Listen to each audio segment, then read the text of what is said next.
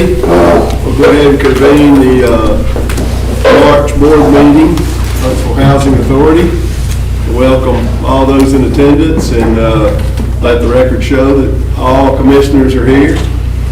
Nobody overseas or out of pocket or anywhere. It's been a while, it seems like, since we were all together. So that will constitute a roll call, all commissioners present, and then I assume everybody's had a chance to look at the minutes that were sent out with our board packages, and if so, we're open for discussion, questions, or a motion for approval of the minutes. Anybody got anything? I motion for approval. Commissioner Sullivan? Yeah, second. Commissioner Lowe seconds. So all those in favor of approval of the minutes from the February 20th, 2023 meeting, please signify by saying aye. Aye. Approved. Is there any old business? I don't have any old business. Anybody else got old business to come before the board at this time? There being none, we'll move right into new business, and I'll turn it over to our Chief Executive, Mr. McGinnis. Thank you. We appreciate it. First of all, I want to thank everybody for being here at the March board meeting, pre-first day of spring at 50 degrees outside. But appreciate everybody being here, and we're going to go ahead and get started with our CFO. All righty, good afternoon. Financial Services would like to bring two items before you. The first one is to ask the board to act on a resolution authorizing quarterly charge-offs for the period ending March 31st, 2023. The purpose of this request is to obtain approval to charge off 35 former residents' accounts with a total amount of $36,972.64 as collection loss for the quarter ending March 31st, 2023. I realize there's a typo there. It should say March 31st. The 24 vacated former resident accounts consist of 7 accounts for non-payment of rent and maintenance charges, 6 accounts for non-payment of rent and bulk cable, 4 abandonments, 2 deceased, 1 former resident moved without notice, 1 non-payment of rent, 1 non-payment of late charges, and 2 nursing home placements. There were 11 former residents that were evicted. 4 residents were evicted to non-payment of rent, 3 for non-payment of rent and maintenance charges, 2 for non-payment of rent and bulk cable, 1 non-payment of maintenance charges, and 1 for criminal activity. This action is necessary to remove the uncollectible amounts from HHA's book. The economic impact is an expense of $32,972.64. However, this amount is subject to partial recovery through collection process.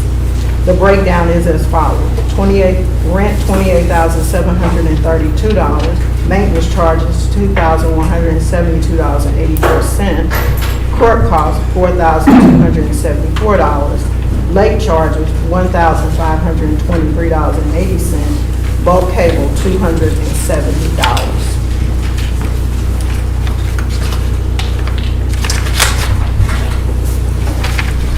Attached is also the breakdown of the uncollectible accounts, and this is resolution number 2023-04. Thank you. You're welcome. Any questions for Teresa on that in the report? Comments? Look like kind of an even number, 35 cases at $36,000. $1,000 a piece. Is that pretty normal? Not the amount of money, but just the number. We always Well, you know, for a quarter, 35. You know, if we look back on our chart here, we can see that, you know, if we start in June, we had 20, and then September was 41, dropped down 29, and then now we're at 35. Average. Yeah, and yes, sir, and we're going to have more write-offs as of, this is March 7th, this is where we were at, but as of March 31st, we will have some additional write-offs that will take place. So this number will increase, but it will be offset by any collections. And those collections have started because we're able to collect state refunds through the MIS system. So we will have some offset of that coming forth between January through March 31st.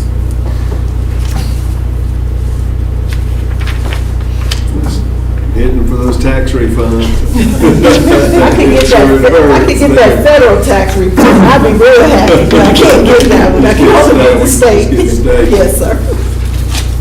All right. Do you track those separately in the books, or is it a gross amount that you apply here? So if you were to get some money back, We apply it to the development that it belongs. It's identified Okay. by the tenant that left owing a balance. Then whatever site development that is indicated there, that's the one that receives the money. okay. Yes, sir.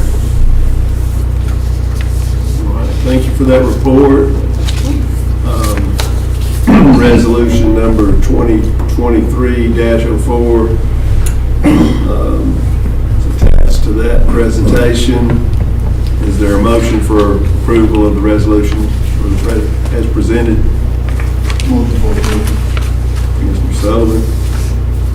I'll second. Mr. Willie seconds. All those in favor, please signify by saying aye. Opposed, none, unanimous. Thank you. You're welcome.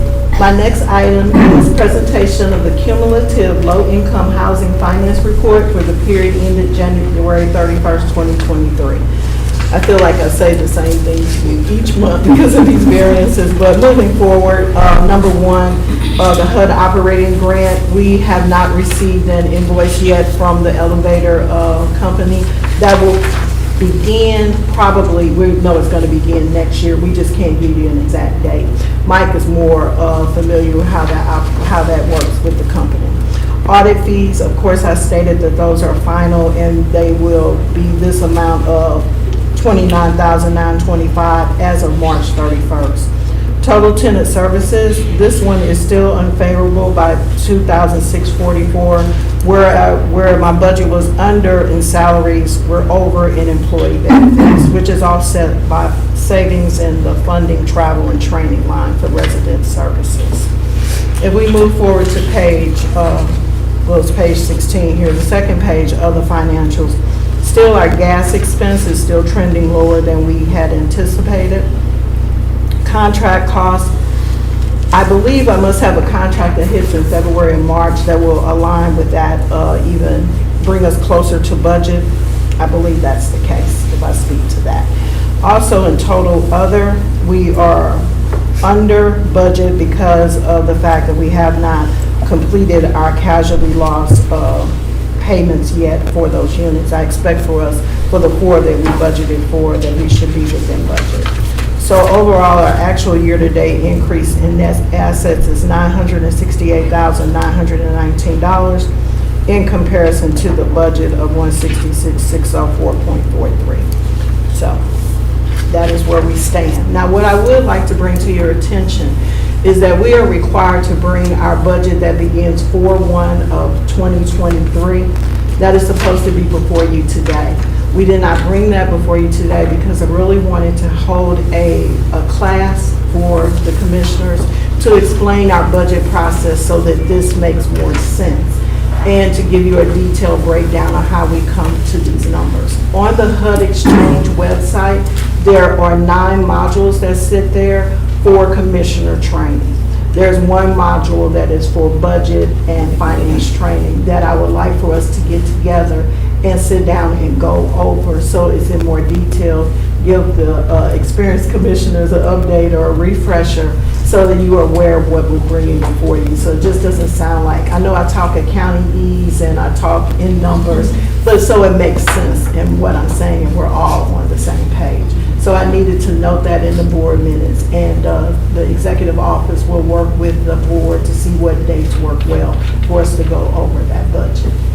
Sounds good. I think that'd be helpful for those of us that have been around a while and certainly for a newer. So that's all I have. Thank you. That'll be between now and the. Yes, sir, definitely. Yeah, we're gonna need, I would think, if you can give me about an hour and a half, 2 hours for us to really go in depth and, go through the process when that is a good date for everyone. challenging to find a good day, but Yeah. maybe we can all get together, those that can, and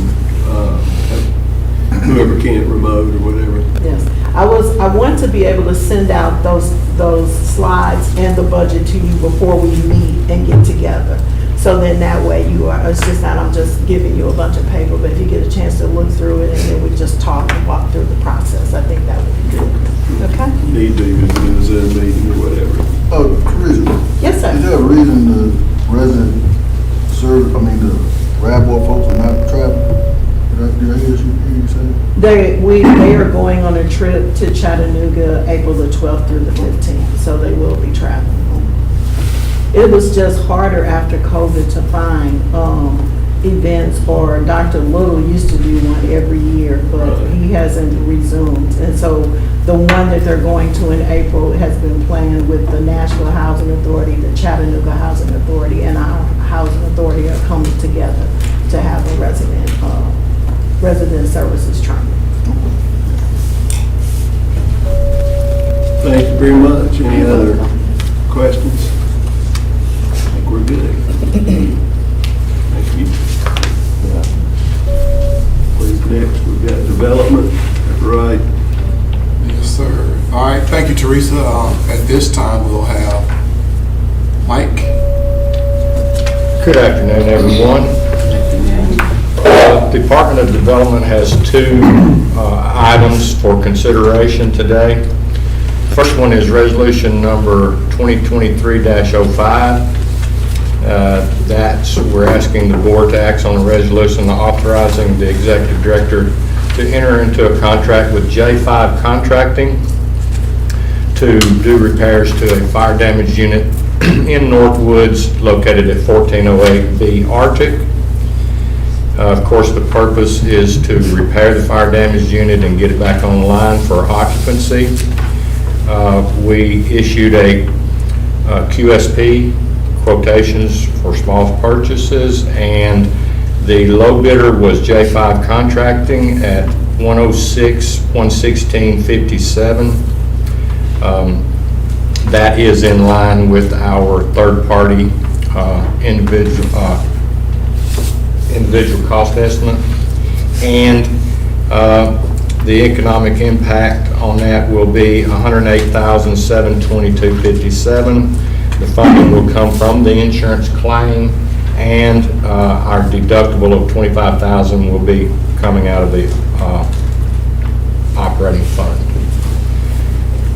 There are no alternatives at this time. We have no choice but to repair it. So we ask that the board approves the resolution. We just got two bids. We did get two bids. One was J5 at $108,722.57, and the other one was Presto Enterprises, $112,983.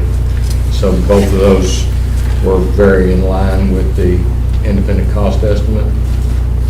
I know those contractors are so busy, it's hard to get people to bid. I guess we send it out to the whole field.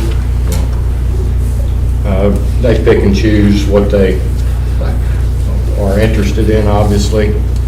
So we only got two bids on this one. Looks like they're both pretty close, and like you said, in line with our third party. Yeah, the insurance estimate was 106 and change, so the low bidder here is 108 and change. Right in line.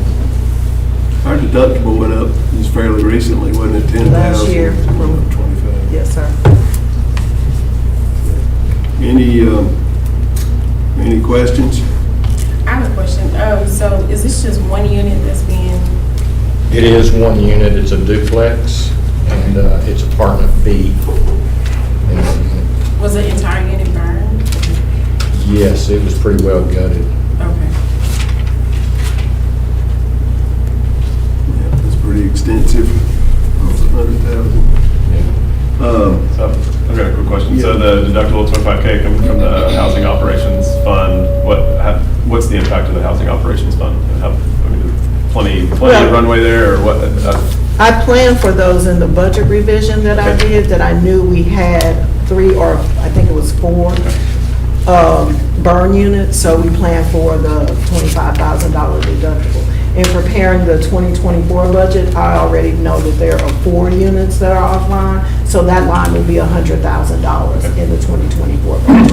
And then that deductible amount comes out of the AMP that it applies to, and this one is Northwood Site 6. They will take the hit for the $25,000. Do we know what caused it? Caused the fire? Got the fire report and it was undetermined after their investigation. It started in the bedroom when the fire department arrived there. The bedroom was fully engulfed, the bed and the furnishings and everything in the bedroom, but they couldn't determine the cause. Nobody hurt. No casualties. No casualties, other than there was a pet. No. She had a dog in a cage in there and it expired. I like dogs better than people. A lot of people. They're just so much more loyal, you know, for the most part. I got one question. Whenever it's above the actual insurance claim, the total value, what is required? What additional paperwork is required? We send those bids to the insurance company, and as long as it's within reason, they honor the whole entire. So if their estimate is lower than the actual bid that comes in, they will up their claim Okay. so that we're covered. Thank you, sir. All right, nothing else, we'll entertain a motion for approval of the resolution. A motion to approve the resolution. Commissioner Crutcher, thank you. Now, second. Second, Commissioner Sullivan. Anything else before we vote? There being none, all those in favor of the resolution, please signify by saying aye. Aye. Opposed? Unanimous, thank you. Now we got a roof. Okay. The next item is Resolution 2023-06. That is to act on a resolution authorizing the CEO and to enter into a contract with West Roofing Systems, Inc. It's to re-roof one of the buildings at Stone Manor. The procurement process here was we were able to enter into an agreement with a cooperative. It's called the National Cooperative Purchasing Alliance, which West Roofing is a part of. So the procurement process there was just piggybacking off of that. The price for the contract will be $216,755, and that will come from our capital fund, which we have that money appropriated for. And there are no alternatives determined at this time. It's a failing roof. Obviously, it's outside of our. I'm trying to remember the layout up there. How many buildings are there? There's 2 buildings. That's what I was thinking. So this one covers 25 units. 25 units. We have funding that we're putting in place to do the other building in the near future, but this one is giving us a lot of trouble. Worn out. Yeah. And we get a lot of react hits on the roof because of ponding and a lot of things on the roof.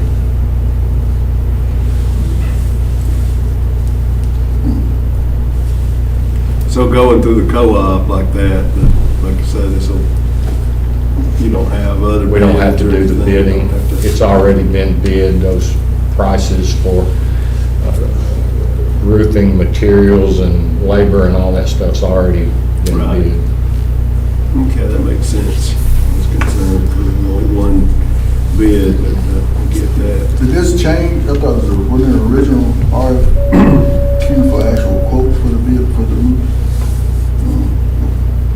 The reason I asked, I had a bidder call me and, well, he said he actually got a request to either propose or bid, but he felt like he had to buy everything with blood. So, Well, we did have an IFB out for roofing at Lincoln Park. that might be what it was.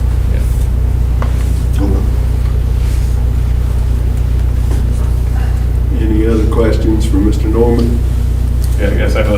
question. Is funding coming from the capital fund?